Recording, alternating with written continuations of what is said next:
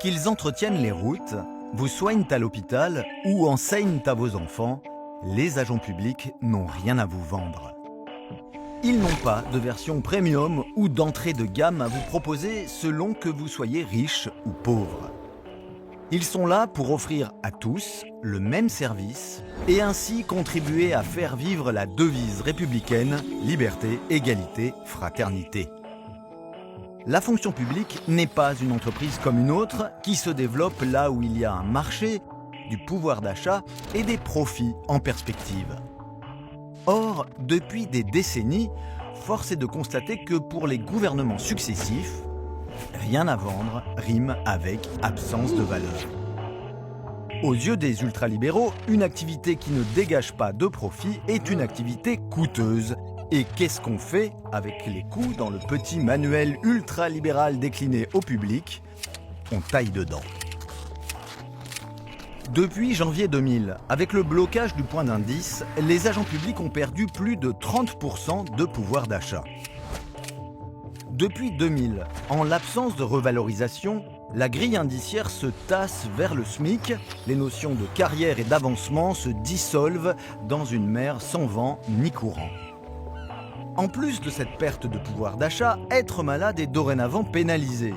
Les agents perdent en effet 10% de leur salaire et subissent un jour de carence. Quant aux agents qui assurent le service public dans de grandes métropoles ou dans des zones touristiques, ils n'ont tout simplement plus les moyens d'habiter à proximité de leur travail. L'indemnité de résidence, quand elle existe, étant notoirement inadaptée au coût réel du logement. La liste des attaques subies pourrait se poursuivre. Résumons en soulignant que l'individualisation, les primes ou les indemnités liées à la performance, la rémunération au mérite ou les projets de fin des catégories C, B et A sont autant de remises en cause du statut général des fonctionnaires. Or, ce statut n'a pas été établi n'importe quand. Il a été pensé et mis en œuvre en 1946, après les ravages de la guerre, dans une France à reconstruire. Pour FO, c'est donc un choix de société bâti de longue date, issu des valeurs du Conseil national de la résistance, qui est attaqué avec constance. Et quand le service public est attaqué, ce ne sont pas les plus riches qui souffrent, mais précisément ceux dont le service public est le seul patrimoine. Pour FO, comme tous les autres salariés, les agents publics doivent pouvoir vivre dignement de leur travail. FO exige la revalorisation immédiate de 10% de la valeur du point d'indice. Le rattrapage dans le cadre d'un plan pluriannuel des pertes subies depuis 2000 et l'amélioration de la grille indiciaire afin de relancer l'attractivité de l'emploi public.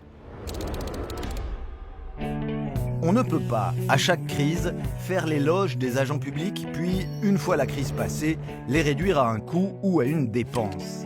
Les agents publics ne sont pas une variable d'ajustement budgétaire au service des politiques d'austérité. Pour FO, les agents de la fonction publique sont une richesse. C'est pourquoi FO continue de porter ses revendications pour les postes et les missions, pour la défense de tous les agents, pour un véritable service public au service de tous.